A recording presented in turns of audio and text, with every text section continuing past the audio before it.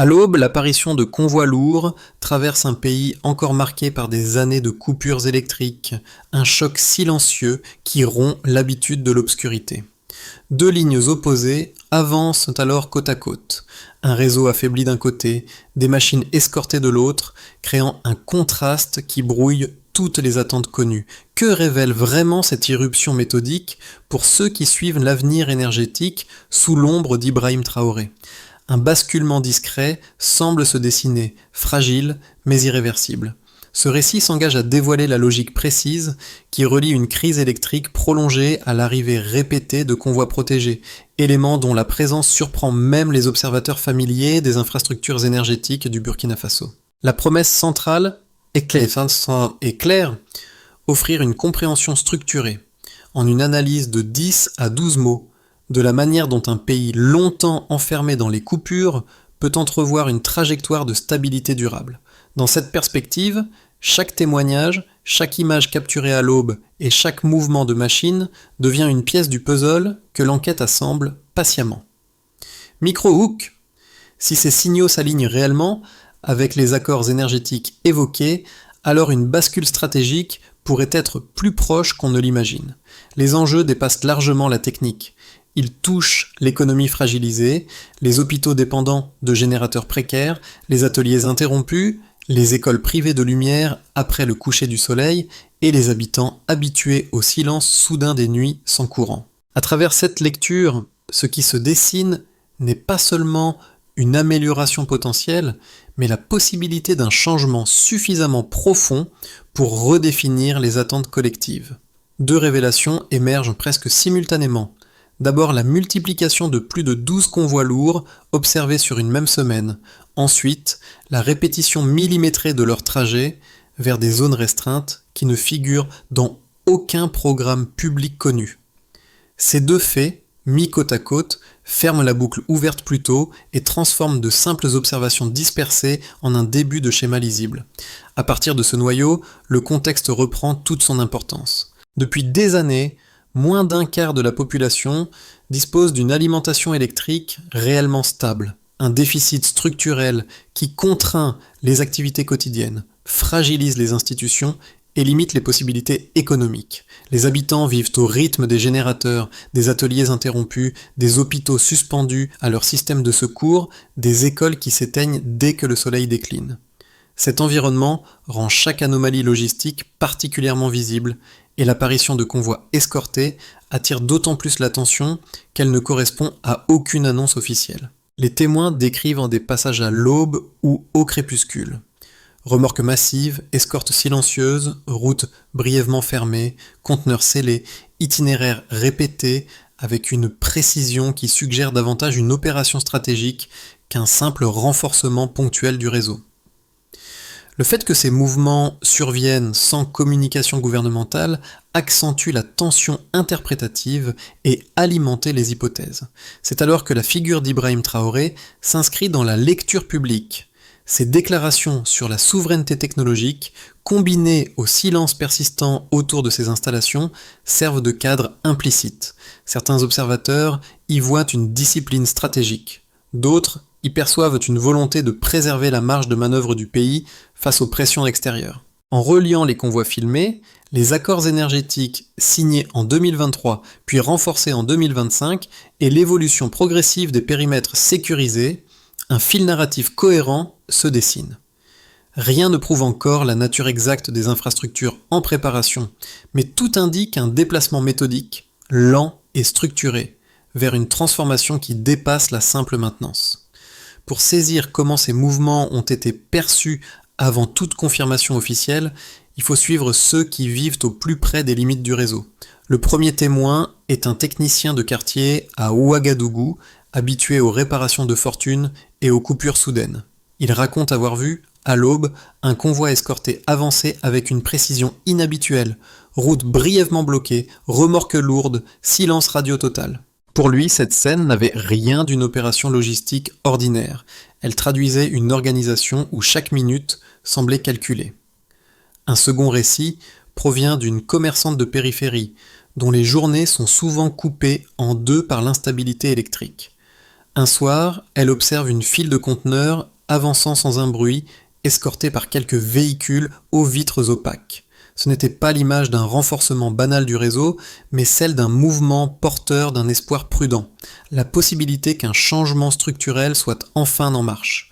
Ces micro-cas montrent que, bien avant que les observateurs extérieurs n'interprètent les indices, les habitants ont détecté une rupture dans la routine des pannes. Ils n'y voyaient pas une preuve, mais un signal.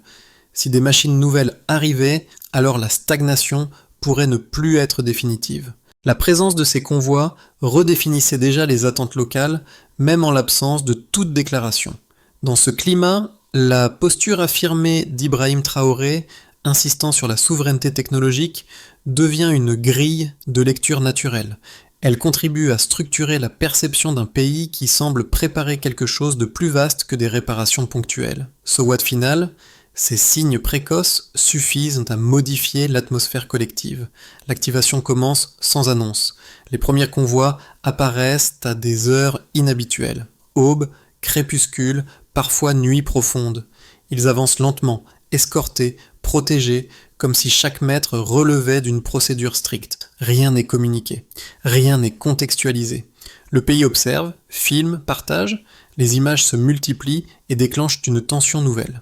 La routine des coupures électriques se trouve brusquement traversée par un mouvement qui ne correspond à aucun schéma administratif connu. Puis le rythme s'intensifie. Les convois reviennent, même direction, même silence, même précision. Les portails se referment derrière eux. Des sites autrefois accessibles se transforment dans zones limitées. Des périmètres se resserrent. Des clôtures apparaissent. Tout cela dans un mutisme total qui surprend autant qu'il déroute. Les habitants, fatigués par les années de pénurie énergétique, comprennent qu'il se passe quelque chose, mais ne disposent d'aucune clé officielle pour l'interpréter. C'est alors que s'installe le point culminant. Les témoignages se recoupent.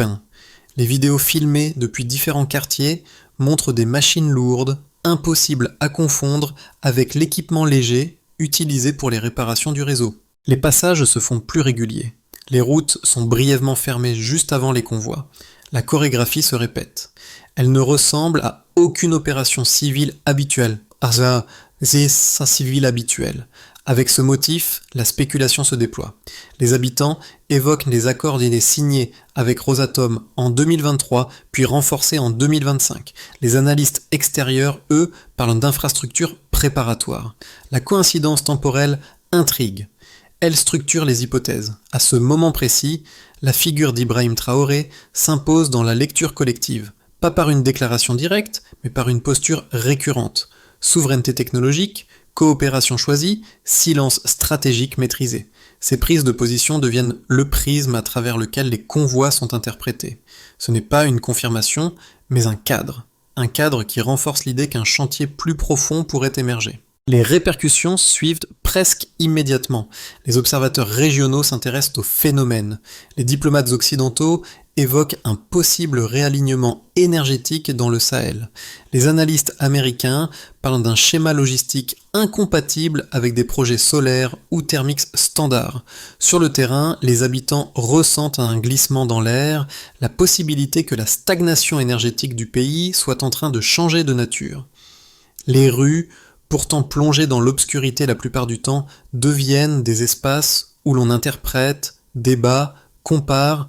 Les conversations se déplacent des pannes quotidiennes vers les hypothèses de transformation. Même les sceptiques reconnaissent que le volume et la cadence des convois dépassent les opérations logistiques habituelles. Les partisans, eux, y voient un signe d'accélération.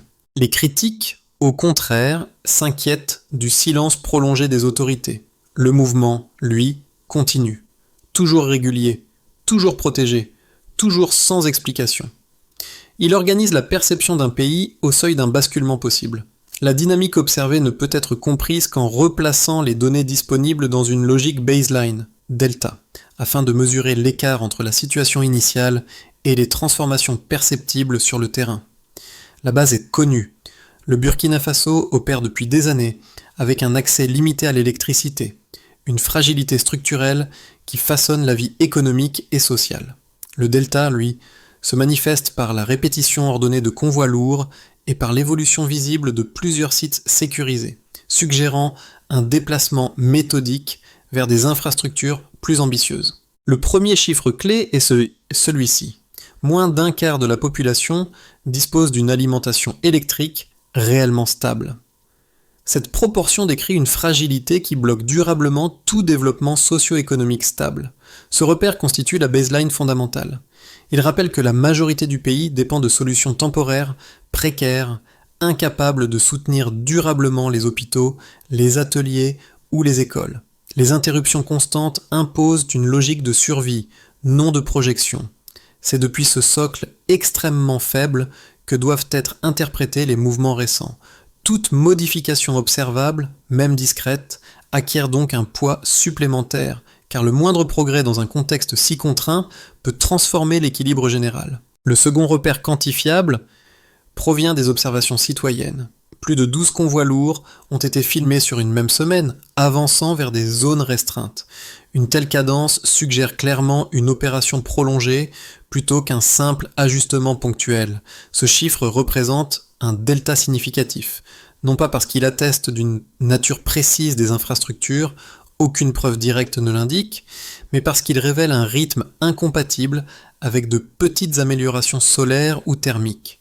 Dans un pays où les opérations énergétiques majeures sont généralement annoncées publiquement, un tel mouvement silencieux interroge. Il est donc normal que les habitants, puis les analystes extérieurs, y aient vu la trace d'un effort structuré et potentiellement lié aux accords déjà existants. Le troisième indicateur découle de la situation des ménages. 3 citoyens sur 4 dépendent encore de solutions temporaires telles que les générateurs. Cette dépendance massive montre une vulnérabilité qui rend chaque rupture logistique décisive. Ce delta met en lumière un paradoxe. Dans un pays où la majorité vit sous contraintes énergétiques, la visibilité d'opérations inédites redéfinit immédiatement les attentes. Les convois ne prouvent rien par eux-mêmes, mais leur répétition crée une tension interprétative nouvelle. À mesure que les vidéos circulent, les discussions s'élargissent, et l'idée d'une transition possible commence à s'installer. Ce glissement perceptif constitue en lui-même une donnée mesurable.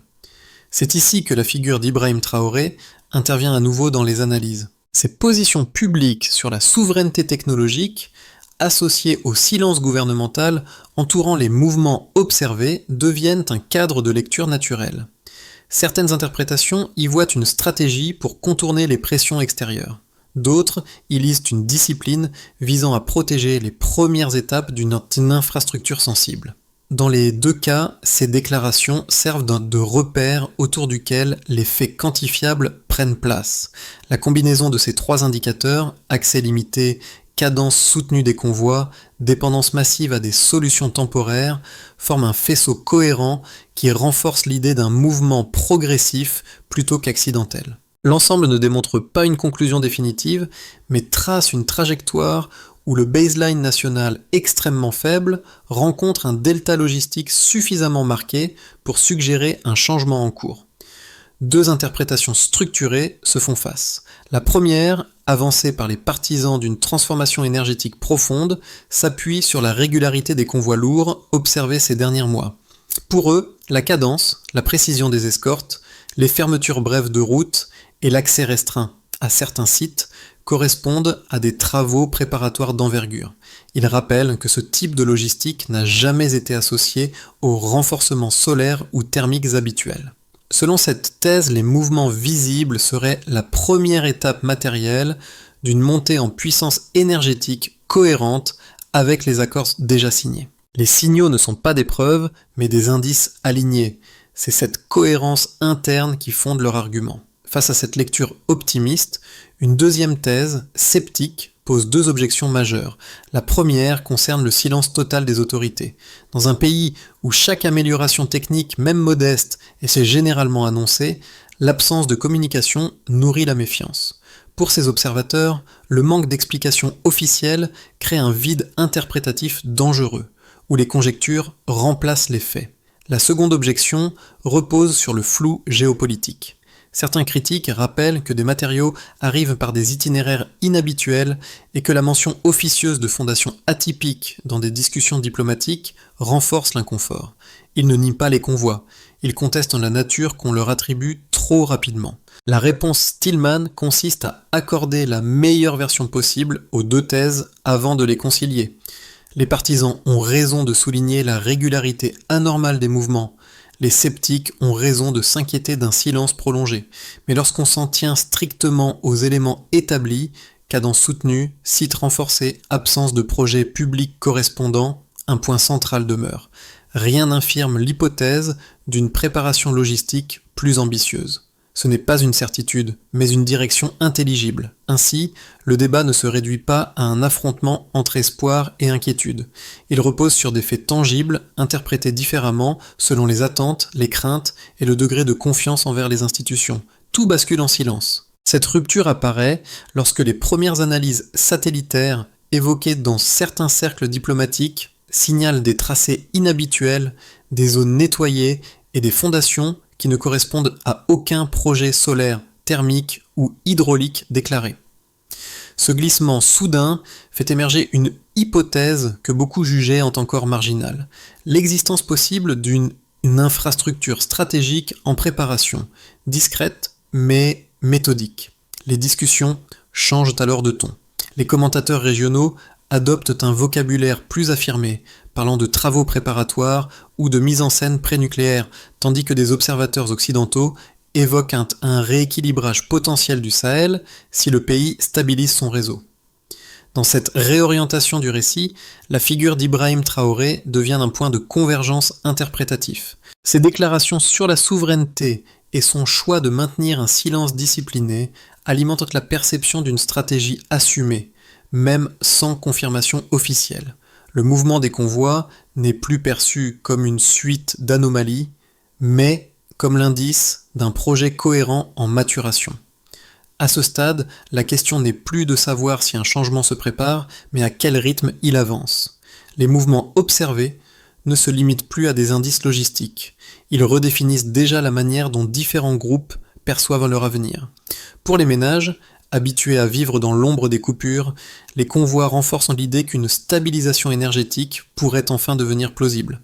Les familles qui jonglent avec les générateurs ou les lampes de fortune voient dans ces trajets escortés une ouverture inattendue. Chaque passage nourrit une tension entre prudence et espoir, mais l'impact psychologique est réel. Le pays pourrait échapper au cycle de pénurie qui structure depuis longtemps la vie quotidienne. Les habitants ne parlent plus seulement de panne. Ils discutent de possibilités. Pour les entreprises, l'enjeu est immédiat. Les ateliers qui s'arrêtent brutalement, les commerces contraints de fermer faute d'éclairage stable et les petites manufactures fonctionnant au rythme irrégulier de machines électriques fragilisées perçoivent les convois comme un signal que la stagnation pourrait toucher à sa fin. Même sans confirmation officielle, l'idée d'une amélioration potentielle modifie la manière dont ils anticipent leurs opérations. Une simple réduction des coupures modifierait déjà la marge de survie économique de milliers d'acteurs. Les mouvements répétés des machines sont interprétés comme un avant-goût d'un environnement plus prévisible. Le secteur public, quant à lui, lit la situation à travers une autre lentille. Hôpitaux, écoles et administrations fonctionnent souvent en équilibre instable, dépendant de solutions temporaires pour assurer la continuité minimale des services. Une évolution profonde de l'infrastructure énergétique leur offrirait la possibilité de planifier, d'organiser et d'opérer avec une fiabilité nouvelle. Même les professionnels les plus prudents reconnaissent que l'apparition de zones restreintes et de fondations renforcées laisse entrevoir une préparation technique cohérente. C'est ici que la posture d'Ibrahim Traoré, insistant sur la souveraineté et la capacité du pays à se projeter malgré les contraintes, devient une grille de lecture particulièrement influente. Ces positions n'expliquent pas chaque mouvement, mais elles donnent sens à la trajectoire perçue. Enfin, dans le voisinage régional, l'effet de ricochet est déjà palpable.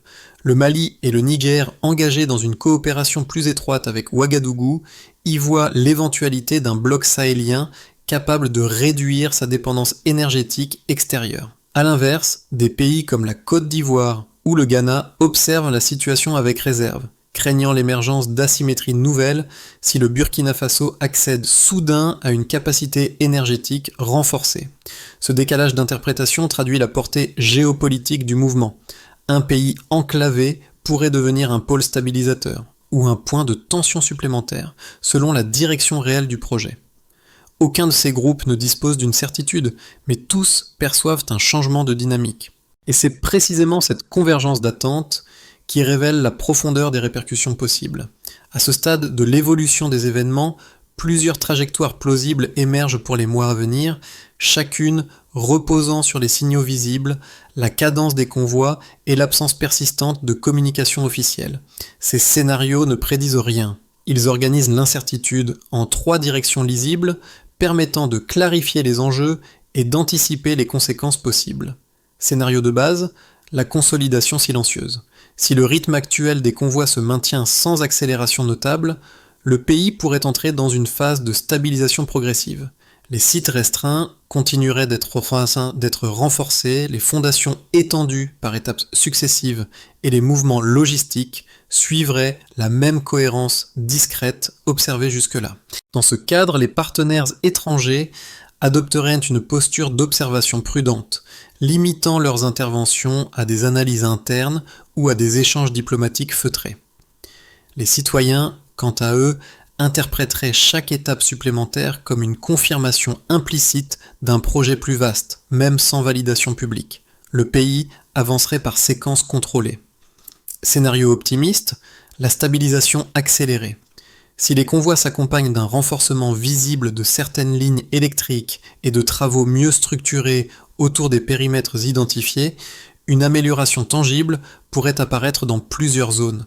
Les hôpitaux utiliseraient moins leurs générateurs, les commerces prolongeraient leurs horaires et les ateliers cesseraient de fonctionner sous la contrainte permanente des coupures. Au niveau régional, certains alliés sahéliens salueraient ouvertement ce mouvement, y voyant un signal de résilience partagée. La perception intérieure se transformerait alors en confiance mesurée. Un pays habitué à l'obscurité quotidienne commencerait à envisager une trajectoire ascendante. Scénario pessimiste, la montée des tensions. Si le silence demeure tandis que la cadence des convois augmente et que les inquiétudes internationales se renforcent, une pression diplomatique plus marquée pourrait émerger. Des interrogations se multiplieraient sur la nature exacte des infrastructures en cours, alimentant les critiques internes et les spéculations extérieures. Les habitants, faute d'explication, oscilleraient entre espoir et anxiété. Les discussions publiques se crisperaient et le climat général deviendrait plus sensible, dominé par l'incertitude. Recommandation de posture. Entre ces 3 chemins, la position la plus solide consiste à analyser les signaux sans conclure prématurément, en adoptant un cadre d'observation structuré plutôt qu'une lecture impulsive. Le mouvement réel se situe peut-être à l'intersection des 3 dynamiques. Les transformations pressenties ne concernent pas seulement les infrastructures ou les décisions institutionnelles. Elles touchent directement la manière dont différentes catégories de citoyens envisagent leur avenir. Pour les jeunes, longtemps contraints d'étudier sous une lumière instable ou de dépendre d'un générateur bruyant, ces signaux logistiques ouvrent une brèche mentale, celle d'une continuité possible. Même sans certitude, la simple idée qu'une stabilisation énergétique pourrait émerger modifie leur capacité à se projeter, à planifier des études plus longues, à envisager des métiers liés au numérique ou aux ateliers techniques. Leur horizon cesse d'être strictement borné par les coupures. Pour les petites entreprises, l'impact émotionnel est encore plus immédiat. Chaque coupure représente une perte financière, un arrêt net de la production ou un service interrompu. L'apparition de convois escortés, l'observation de sites renforcés et l'intensification des mouvements créent une attente nouvelle, celle d'un environnement plus prévisible. Même une réduction partielle des interruptions suffirait à redéfinir la marge de survie de milliers d'artisans, commerçants et ateliers. Ils ne voient pas une garantie, mais une possibilité. Et cette possibilité suffit déjà à transformer leur manière d'anticiper les mois à venir. Pour les services publics, habitués à improviser face à des défaillances régulières, l'hypothèse d'une amélioration structurelle modifie la logique de travail. Hôpitaux, écoles et administrations locales pourraient, avec un réseau plus stable, passer d'une gestion de crise permanente à une planification réelle. Ce déplacement, même hypothétique, suffit à changer l'atmosphère professionnelle. La perspective d'une énergie fiable devient un point d'appui mental. 2 pistes concrètes peuvent accompagner cette transition perçue. Documenter les besoins à l'échelle locale afin d'être prêt lorsque les capacités évolueront. Créer des espaces de discussion pour partager les observations, éviter les rumeurs et renforcer une compréhension collective des enjeux. Pour qu'une transformation énergétique prenne forme de manière durable, les gestes observés doivent s'inscrire dans une séquence d'actions coordonnées, lisibles et mesurables. La trajectoire perçue ne repose pas sur des annonces spectaculaires, mais sur un enchaînement méthodique d'étapes où les institutions, les techniciens et les partenaires impliqués jouent chacun un rôle précis. Dans cette dynamique, la posture souveraine d'Ibrahim Traoré sert de fil conducteur. Elle n'explique pas chaque convoi, mais elle cadre la logique d'ensemble. Étape 1. Stabiliser les lignes vulnérables, 0-6 mois. Les équipes nationales identifient les sous-stations les plus instables et renforcent les sections critiques. Indicateur. Baisse mesurable de la fréquence des coupures dans 2 à 3 zones pilotes. Étape 2. Sécuriser les périmètres sensibles, 0-9 mois. Les unités techniques et les services de sécurité consolident l'accès aux sites déjà associés au convoi en assurant une continuité des opérations. Indicateur. Maintien d'un périmètre stable sans interruption signalée. Étape 3. Harmoniser la coordination bilatérale. 3-12 mois. Les représentants burkinabés et les partenaires techniques alignent les calendriers, les transferts de matériel et les capacités locales sur un plan commun. Indicateur. Absence de décalage logistique majeur entre livraison, installation et préparation des équipes. Étape 4. Préparer les institutions locales à une capacité accrue, 6-12 mois. Hôpitaux, écoles et administrations commencent à planifier leurs services sur la base d'une énergie plus régulière. Indicateur. Réduction progressive de l'usage des générateurs dans les établissements pilotes. Étape 5. Structurer un cycle d'évaluation publique. Continue. Créer un mécanisme discret mais régulier de retour d'informations, permettant d'ajuster les priorités sans nourrir de rumeurs excessives. Indicateur. Cohérence entre les observations citoyennes et l'avancement technique. Ainsi se dessine une progression possible, faite de pragmatisme et de continuité, plutôt que de rupture visible. Le fil narratif retourne vers ceux qui, les premiers, ont perçu le frémissement, le technicien de quartier et la commerçante évoquée plus tôt. Leur regard, ancré dans la réalité des coupures quotidiennes, donnait déjà forme à l'idée qu'un mouvement discret traversait le pays. Aujourd'hui encore, leurs récits servent de rappel. Une transformation énergétique ne commence jamais dans les discours officiels, mais dans les signes que les habitants reconnaissent et avant tout le monde. Ces gestes silencieux, filmés à l'aube ou observés au crépuscule, portent en la charge émotionnelle d'un changement qui dépasse la technique. Dans cette atmosphère en mutation, la posture d'Ibrahim Traoré continue de structurer la lecture collective, non pas par une confirmation explicite, mais par la cohérence de ses prises de position. Souveraineté, continuité, discipline. Ce cadre contribue à donner sens aux trajectoires perçues sans effacer les incertitudes qui demeurent. Les citoyens avancent entre prudence et espoir, mais ils avancent ensemble, guidés par les indices qui jalonnent leur quotidien. Le motif des témoins du P4 rappelle que la transformation se construit d'abord dans les gestes ordinaires et l'attention silencieuse. La lumière change toujours avant d'être comprise. À mesure que les indices s'accumulent et que les mouvements silencieux redessinent la perception énergétique du pays, une idée s'impose. Cette transition ne se joue pas uniquement dans les convois ou les sites restreints, mais aussi dans la manière dont chacun choisit d'y participer. Les habitants, les jeunes, les professionnels et les communautés locales façonnent déjà le récit par leurs questions, leurs observations et leurs attentes. Une transformation durable ne naît jamais d'un seul acteur. Elle prend forme lorsque la société entière s'empare des enjeux, même sans certitude totale. Dans cette perspective, l'espace de discussion devient essentiel. Partager ses expériences, confronter les interprétations, éviter les rumeurs et conserver une vigilance constructive sont autant de gestes qui renforcent la compréhension collective. Chaque voix contribue à éclairer la trajectoire qui se dessine. Si vous souhaitez suivre les évolutions futures, approfondir ce sujet ou partager vos propres observations, l'invitation reste ouverte. Ce dialogue appartient à tous et c'est ensemble qu'il gagne en clarté. Selon vous, Quelle direction devrait prendre l'avenir énergétique du Burkina Faso ?